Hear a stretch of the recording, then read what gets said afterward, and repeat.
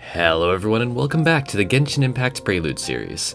As I've said before, this is a series all about the backstories of playable characters in Genshin Impact. I will only be going into the stories on the character pages, so there may be potential story spoilers for some characters. This also means I won't be going into the manga or story unless their events are mentioned in the character stories. Also, if you like this video, consider subscribing. It helps me out a lot and I'd really appreciate it. Anyways, today's video is all about Rosaria, so sit back and relax as I read you her stories.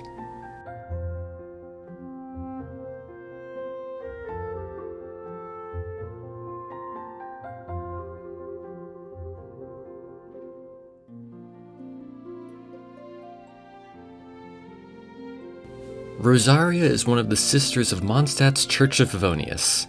Though she is just as much a woman of the cloth as the likes of Barbara and Juliana, people tend to make a mental distinction between Rosaria and other members of the clergy. While she might dress the part, at least to a certain extent, her speech and actions do not reflect her office in the slightest. Furthermore, she displays even less reverence towards the gods than the ordinary citizens, and she routinely skips her various church engagements. She comes, goes, and acts in solitude, and if she were to ever make an appearance in the cathedral, it would be to smoke in the rearmost pew. Such a lone wolf is Rosaria that perhaps she should be considered a clergywoman in name only.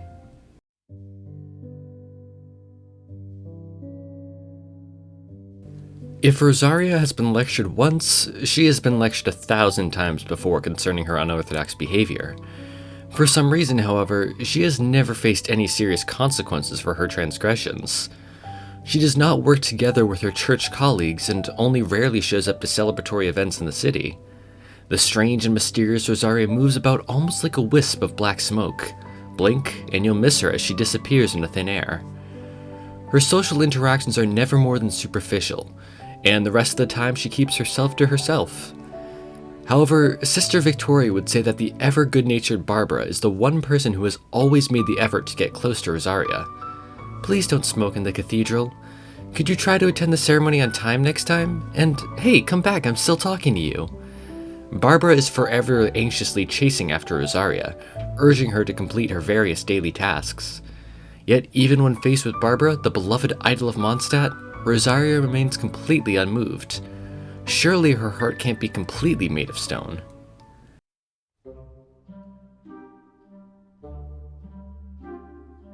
Rosaria's movements are unpredictable. She often leaves without notifying anyone and can be gone for up to several days on end. During these times, none of her church colleagues know where to find her. One of the sisters who took it upon herself to observe Rosaria once groused that even a stray cat should at least give you notice before running off. Rosaria uses these disappearances to do work that only she can do in corners unseen by others. An unfamiliar merchant, a suspicious traveler. Are these people threats to Mondstadt? She investigates, shadows, and if necessary, interrogates. If they must disappear, then Rosaria shall be the last person they meet. Such dark work, which cannot see the light of day, is to be done by her hand alone. She always sets out after the sun is set, finishing her work in one fell swoop. Sometimes, if she makes it back before the crack of dawn, she gets to usher in the day ahead with a glass of breakfast wine. The people of Mondstadt live in the golden sunlight, but Rosaria dwells under the silver moonlight. It is a cold, piercing light, just like that of the ice she forms with her cryo abilities. There are some things that young people need not know, Rosaria thinks. Though, in her eyes, young people means all citizens of Mondstadt who live in the light of the sun, regardless of their age.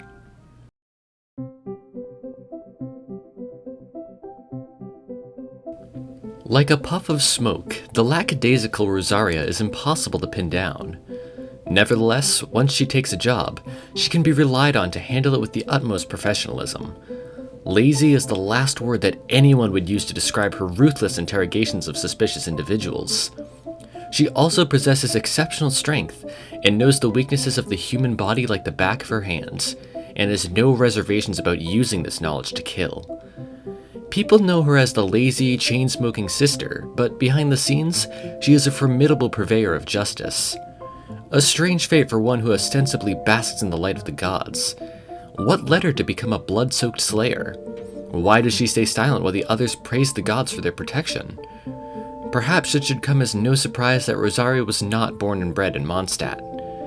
A city that is fortunate enough to be boring always needs someone to do the dirty work.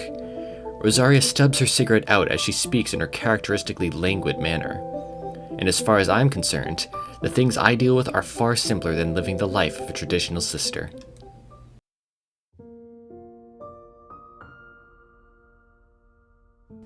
Rosaria may not be one to attend prayer meetings, but that does not mean she doesn't have her own theological viewpoints. In her view, freedom is the spiritual pillar of Mondstadt's people, and it is the very thing that caused her to end up here in the first place. Rosaria was born in a remote mountain village, but was taken from her home shortly after birth by the very same bandits who drenched it in blood. Raised by those crooks, she learned how to fight, sometimes thieving, other times doing odd jobs for the crew. She was their servant, but also their tool, a crook, yet still a child. She fought against outsiders and her comrades alike, and growing up was a constant battle for survival against the hunger and cold. Rosaria's youth was just like Mondstadt's sunset, blood red from horizon to horizon, and so fleeting that night had fallen before she'd had the chance to stop and take in the view. Ultimately, the bandit crew was wiped out by the Knights of Favonius. As their youngest member, Rosaria was judged to have a chance of rehabilitation. Grandmaster Varka brought her to Mondstadt. Sincerely hoping that she might someday fit in here, he advised her, "Go to the cathedral and be cleansed by the light of our Archon. You still have the chance to turn your fate around and live a normal life." But Varka had not counted on Rosaria constantly skipping classes and dodging Hymenal. She would rather hunt in the wild than settle into a life of dutiful service as a sister. As far as she was concerned, the golden sunlight was not so much cleansing as blinding. For Rosaria had long since come to understand that she was a child of the moonlight, and it was inevitable that she would someday return to embrace the darkness.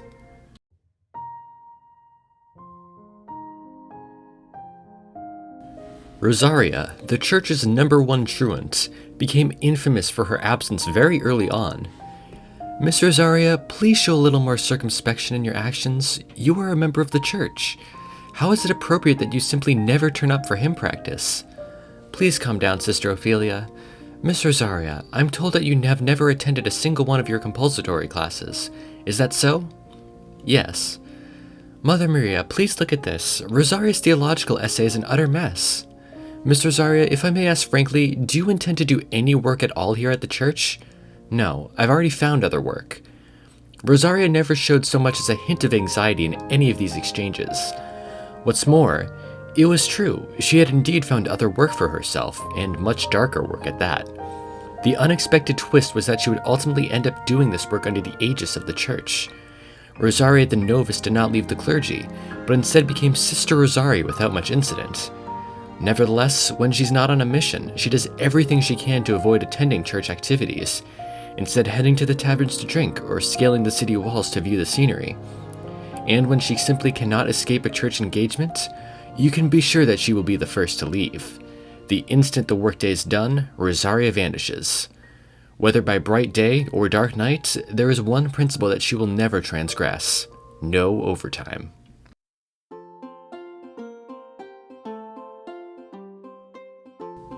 A journal with a white cover.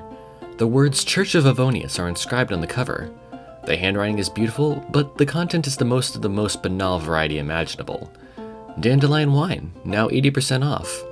Fisherman's toast, an incredible flavor at an unbelievable price. Crazy discounts on wheat. Ask at the counter and we'll grind it into flour for you. Buy 3 tomatoes and get 1 free. Fresh small lamp grass, use it to light up your bathroom. Come on, sir, have a look. There is something incongruous about a random assortment of marketplace cries and advertising slogans having been penned by such a graceful and elegant hand. This journal is a relic from Rosaria's novice days. Clearly, she must have skipped class and headed to the rooftops on the merchant street, bathing in the sun, listening to the eclectic cries of the street vendors and committing them to paper.